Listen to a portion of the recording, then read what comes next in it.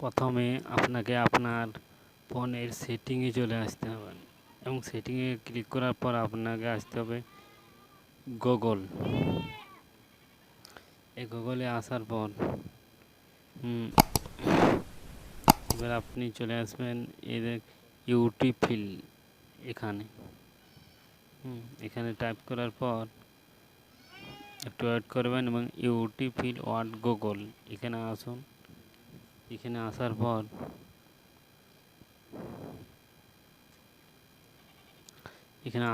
দেখুন এর নিচে দেখুন পাসওয়ার্ড, এই পাসওয়ার্ডে ক্লিক করুন।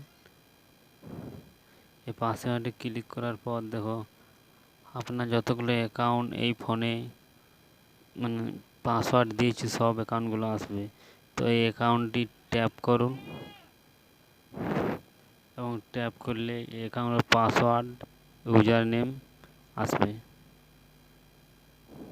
এখানে দেখুন ইউজার নেম পাসওয়ার্ড। তো এইভাবে আপনার ফোনে যে